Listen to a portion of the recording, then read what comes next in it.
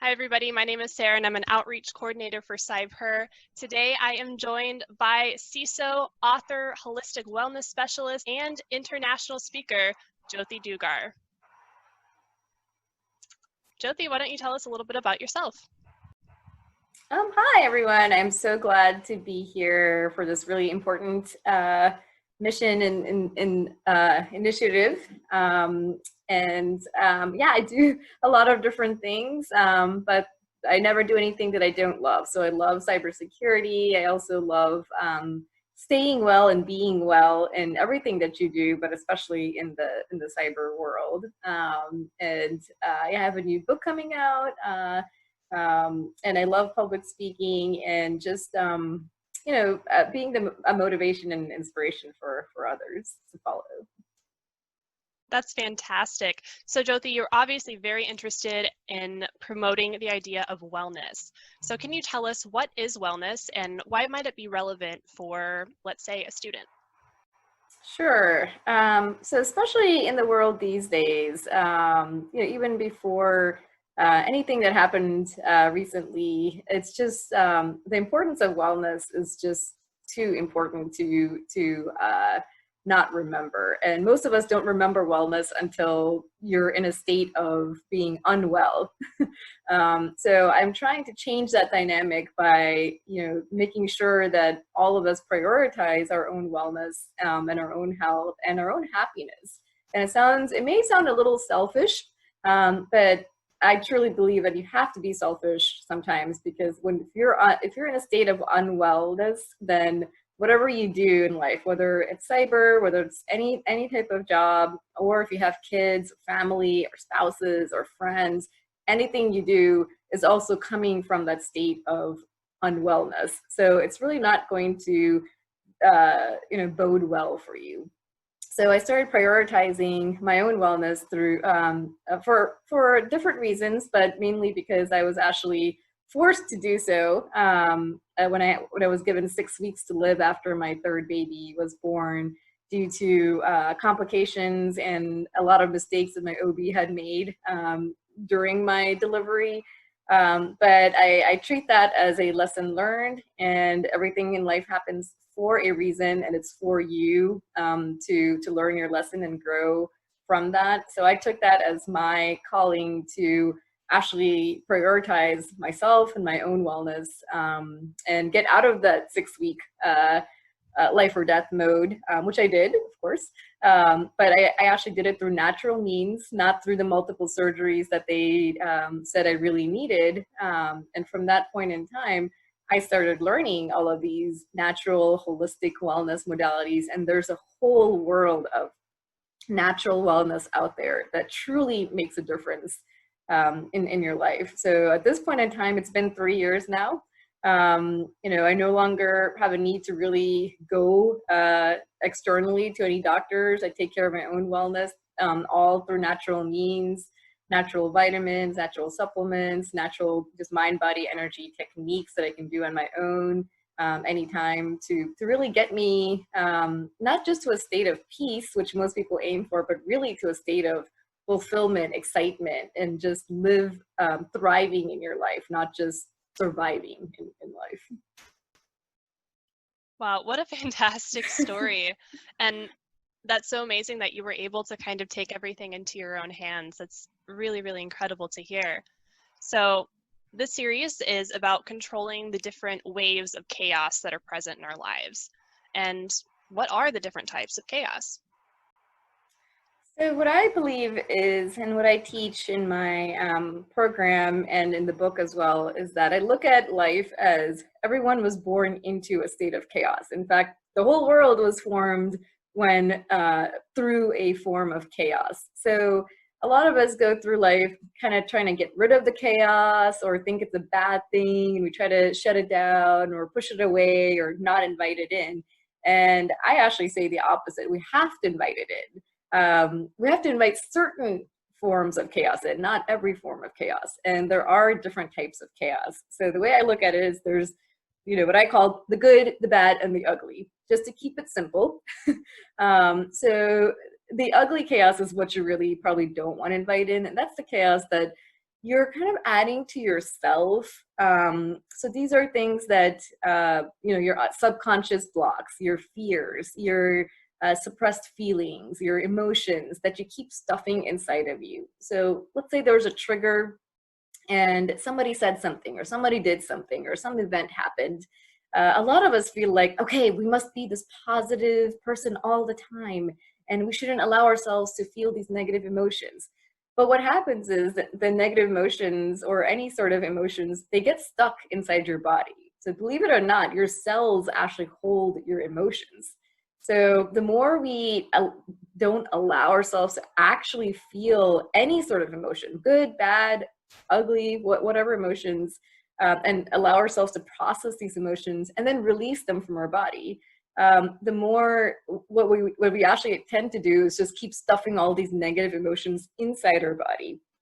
And that then turns into fears, subconscious blocks. You feel like really stuck. You don't know, you feel really confused in life. You don't know, there's like so much stuff happening. You're trying to do it all. Because you're really not allowing yourself to release these emotions.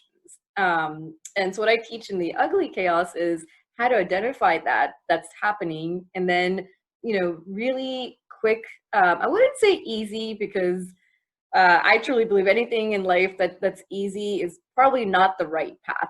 Because the more we live in our comfort zone, where it's easy all the time, we're not allowing ourselves to grow or elevate ourselves. But so, we have to allow ourselves to go through these negative emotions and then process them, see what's happening. Why is this happening? What did we do to attract this kind of event or this kind of situation to us? And most of the times, almost all the time, we're attracting something negative because there's something inside ourselves that we haven't processed ourselves. So the more we can process it and release it, then we can, have room and space to allow the good things to come in and or attract the good things. So that's the ugly chaos. The bad chaos, how I teach the bad chaos is, it's not necessarily bad, but the way I look at it is kind of a riptide. So when you get stuck in a riptide, it's almost like you don't even know what's happening because it's invisible. You can't really see that these forces around you are like kind of coming together and pushing you away, way into the ocean. So that happens in real life as well, even when you're not in the ocean. You have a lot of these energetic factors that you're constantly surrounding yourself with that you might not even know exist. So it's kind of like the unknown unknown. So things like what I do in my transformational program is I take people through different types of testing. And it's not the normal, a lot of people have gone through personality tests and things like that, but it's, and that does play a factor.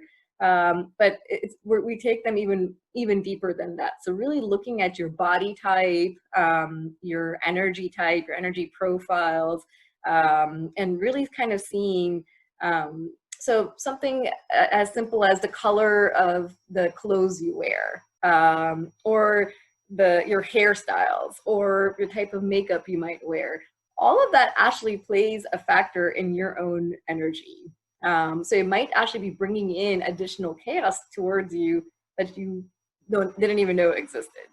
So I teach a lot with feng shui as well, with the energy, the spatial energy around you. So let's say if you're looking for a loving partner, but then in your bedroom you have a picture of a desert with one tree.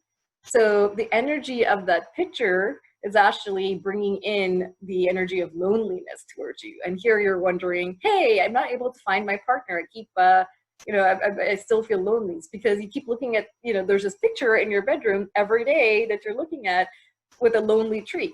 So that's the energy that you're bringing towards you. So simple things like that you might not even know is actually affecting you.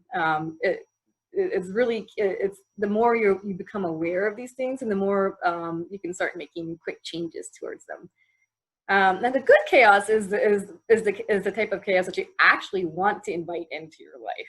And what do I mean by that? So good chaos are things like you know, you have this goal or a dream, and it seems a little far-fetched right now, but it makes you excited. It makes you really passionate, and that exhilarating feeling. So I call it like the surfer wave chaos. You know, when you're a surfer and you're riding those huge waves, you never really know what's going to happen. There is a sense, a little bit of a fear or anxiety, even for a surfer, even for the you know, the expert surfers, or if you're in a circus, let's say, you know, to us it looks like, oh, this must be a piece of cake for them, but there is always a small sense of fear. But what they do is they don't let that sense of fear get have a humongous voice in their minds. They're like, okay, there's a little bit of a fear, but I know I'm doing the right thing because I feel super excited about it, and you know, I'm gonna just let myself do it because I can see the light at the end of the tunnel, or the big picture. So you know you're going along the right track. It might seem a little scary because it's a little bit more than what you feel like you can do. But once you cross that line, then it's like a whole new world opens up for you.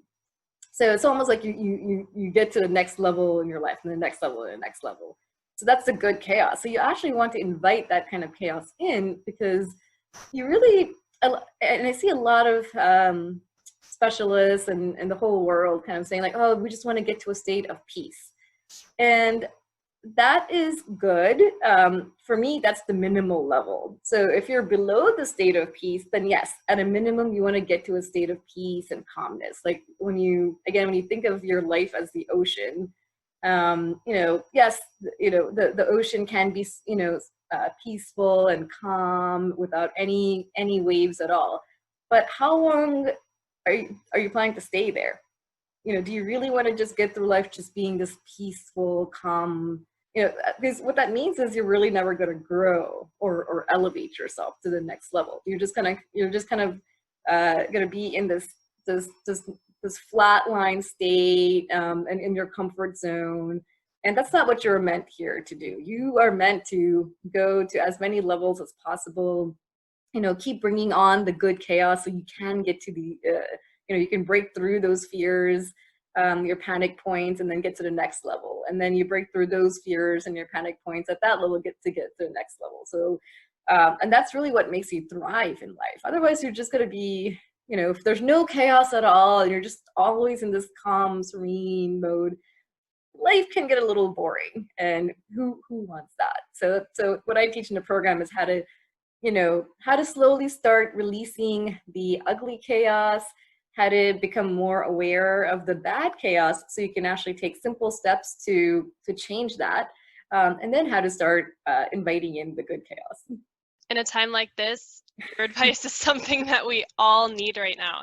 And I'm so excited to announce our upcoming three-part video series where we focus on controlling the chaos and changing your perspective in your mind, body, and energy to try to, again, harness that good chaos and block out the ugly chaos. Well, thank you so much, Jothi, for joining me, and I'm so excited to see what our next videos hold. All right, thank you so much. Thank you so I'm much. excited.